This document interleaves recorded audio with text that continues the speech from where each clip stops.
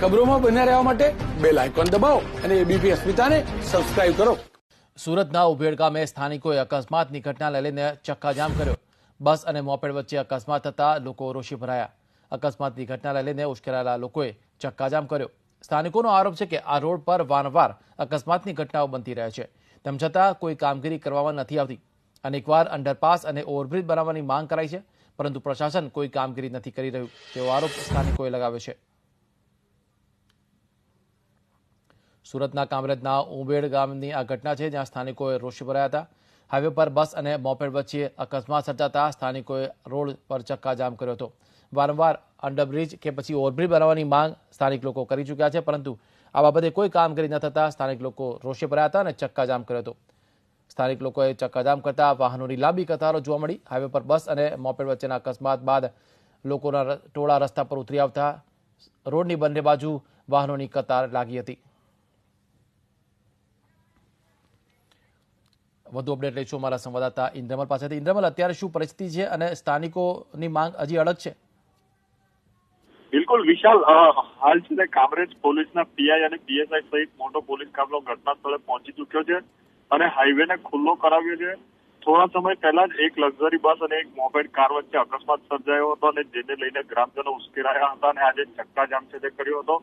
છેલ્લા કેટલાય સમયથી સ્થાનિક ગ્રામજનોની માંગ છે, આ જે મેઇન હાઈવે છે ત્યાં ઉંબેડ ગામ પાસે જે કટ આવેલો છે ત્યાં વારંવાર અકસ્માત સર્જાય છે। અનેક લોકોના જીવ પણ આ કટને લીધે ગયા છે, જેને લઈને ગ્રામજનો દ્વારા ઘણા સમયથી આ જગ્યા પર ઓવરબ્રિજ અથવા તો અંડરપાસની માંગ કરવામાં આવી હતી। અગાઉ પણ જયારે આ ચક્કાજામની સ્થિતિ સર્જાઈ હતી ત્યારે કામરેજના ધારાસભ્ય વિનીત ઝાલાવાડિયા તેમજ સાંસદ પ્રભુ વસાવા પણ ઘટના સ્થળે પહોંચ્યા। આ ઘટનાના પ્રત્યક્ષદર્શી આપણી સાથે જોડાયા છે, તેમની સાથે વાત કરીશું।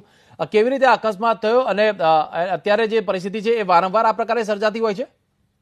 એકચ્યુઅલી વારંવાર સાહેબ વીકમાં એક દિવસ આ પરિસ્થિતિનું નિર્માણ થતું હોય છે અને ઓવરઓલ સાહેબ અમે 2013 ની અંદર ભારતીય જનતા પાર્ટી ઓપોઝિશનમાં હતી ત્યારે એમણે અહીં ધારાસભ્ય, સંસદ સભ્ય તેમજ એમના પદાધિકારીઓ દ્વારા એક ચક્કાજામનો કાર્યક્રમ રાખવામાં આવેલો।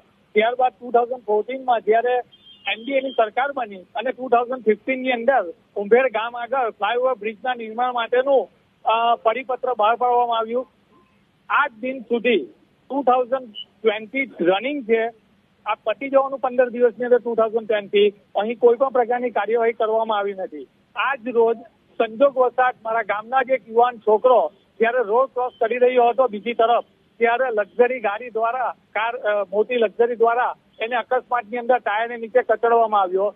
ભગવાનની મહેરબાનીથી એમને ઇન્જરી થઈ છે અને તમામ વ્યક્તિઓ બચી ગયા છે। એમની મધર, નાનું બાળક 4 વર્ષનું અને એક છોકરો। અમારી માંગણીઓના સંદર્ભમાં NHIને અમે વારંવાર રજૂઆત કરી છે।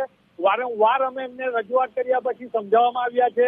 એમના દ્વારા અમને લેખિત બાંહેધરી આપવામાં આવી હતી 21/2/2020ના રોજ, જે દરમિયાન સમગ્ર ગામ ઉપસ્થિત રહીને સંસદ સભ્ય શ્રી પ્રભુભાઈ વસાવા, ધારાસભ્ય શ્રી ઝાલાવાડા સાહેબ તેમજ NHIના તમામ અધિકારીઓ, પોલીસ ડિપાર્ટમેન્ટના તમામ અધિકારીઓ અહીં ઉપસ્થિત હતા અને એમણે અમને લેખિતમાં માહિતી આપી હતી, બાંહેધરી આપી હતી કે અમે 6 મહિનાની અંદર આપના ગામ આગળ ફ્લાયઓવર બ્રિજના નિર્માણ માટેની પ્રક્રિયા ચાલુ કરી દઈશું અને નિર્માણનું કાર્ય ચાલુ થશે। જી, આભાર કિશનભાઈ, અમારી સાથે જોડા બદલ। તો વારંવારની રજૂઆત કરવામાં આવી છે, તેમ છતાં પણ હજુ સુધી આ બાબતે કોઈ પગલાં લેવામાં નથી આવતા।